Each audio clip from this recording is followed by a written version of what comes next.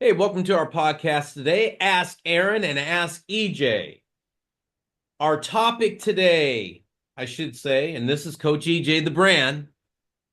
And it's Coach Aaron the Source. I jumped out there. I was so excited about this, Aaron, because you and I have been talking about this forever. It's like, it's what drives us to want to continue to do what we do. I think it's what's keeping us in the game is about talking to athletes and this subject today really is athlete ownership. Why aren't athletes owning their success, knowing their schedule, communicating to their coaches, being on time, owning their training, owning everything they do on their journey to be successful? Where is that at today? I'm asking you, Aaron.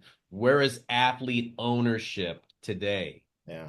Yeah. I mean, owning the path to your success is key to your path to success. Hey, I mean, if everyone else is more invested in your success than you are, there's a problem.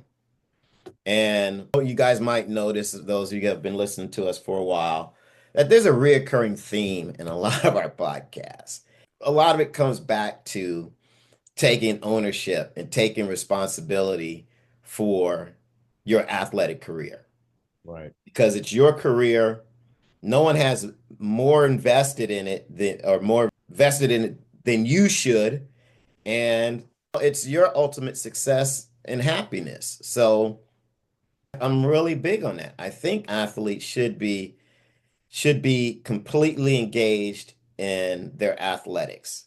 And it bugs me to see uh, just the little things. I mean, uh, athletes walk into my gym, they're carrying nothing, but the mom or dad looks like a pack mule carrying their bag and their water bottle.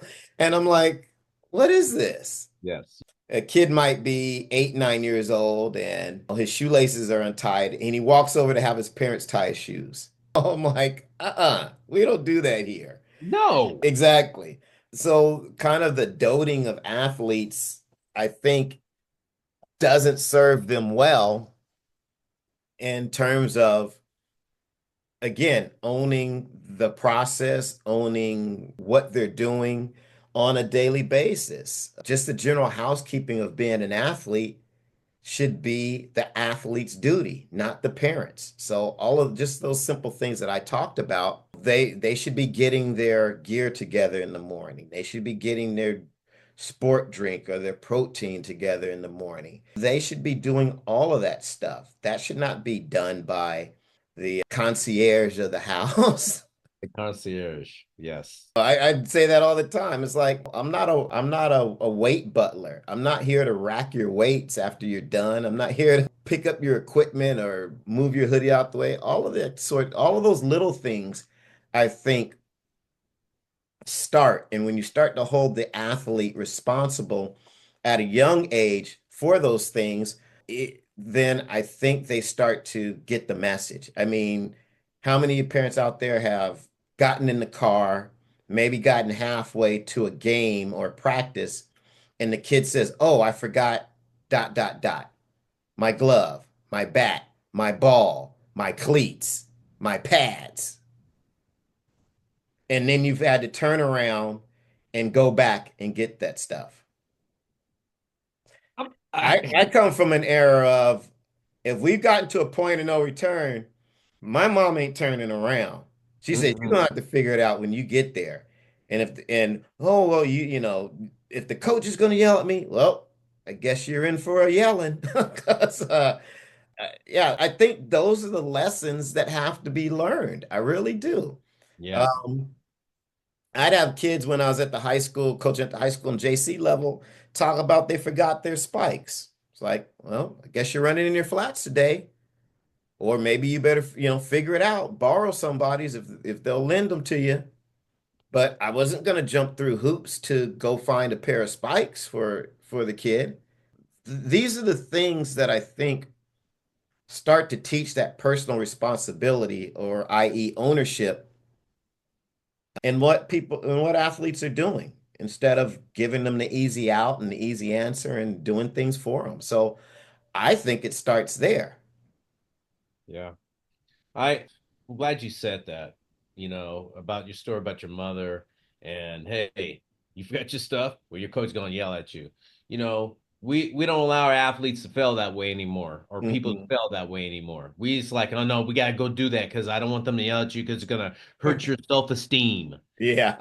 I mean, what are we doing here, with that? I always I tell all our athletes or athletes that come through the door or see us or greet us or whatever the case being, are you really ready today? Yeah. You ready to compete today?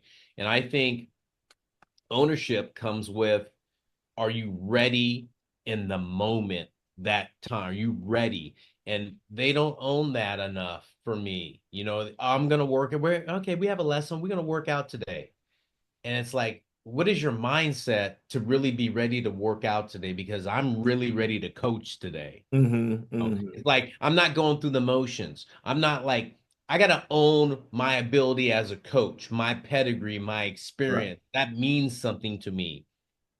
And I think the ownership doesn't mean anything to these athletes sometimes. It's Right. like they don't think like that. Like, I'm trained today. I'm owning that. I'm gonna come in and I'm gonna get after it. I'm gonna be engaged for those 30 minutes, 45 minutes, or an hour that I'm training. All my attention is gonna be on, and I need to put forth my best effort to Right. be engaged. And I think a lot, Aaron, with ownership has a lot to do with engagement and their level of concentration. Yeah. And that leads to you really understanding that it has value. Ownership, there is value in ownership. And I Right. think when you don't treat it that way, you'll never own your training, Right. your performance, your success. And I feel it's important because I see a lot of young people and older people, athletes. Both you and I have athletes, that are younger and older. One of your guys who I respect a lot, Robert Stevenson, comes in and he's got ownership in what he does. You see it in his work ethic and how he comes in and focuses.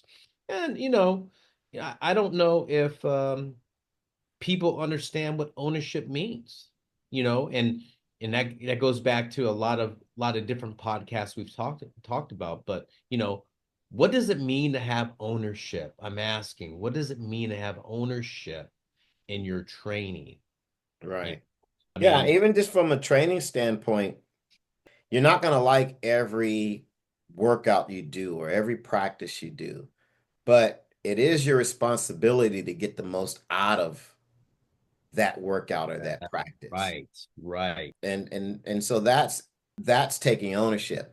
And so many times I hear athletes, well, he didn't give me this type of training, or the coach didn't give me enough reps at this, or I didn't right, get shots at this. And it's like, well, if that's the way you feel, then why didn't you communicate to your coach and say, hey, coach, can I have a couple more reps? Or why didn't you get back in line a couple of more times? Or why didn't you push yourself a little bit harder? Or maybe just ask the question to understand the purpose of the workout or the practice. right, absolutely. So Yeah, it's things like that that you've got to do. And it doesn't hurt to ask the why. And you may not necessarily quite understand that answer or maybe like it, but you can still say, okay, I've only got 6 runs today. God, I'd really like to have 8, but I'm going to make those 6 runs. I'm going to make the most out of those 6 runs. okay, Having that sort of mindset and approach, because everyone wants unlimited opportunities. And right, man, there aren't unlimited opportunities. right, right. Sometimes there's that one moment in time and that one opportunity. And you got to decide what you're going to do with it. I was watching God, it was I think it was on BT or something like it, but it was like black comedy.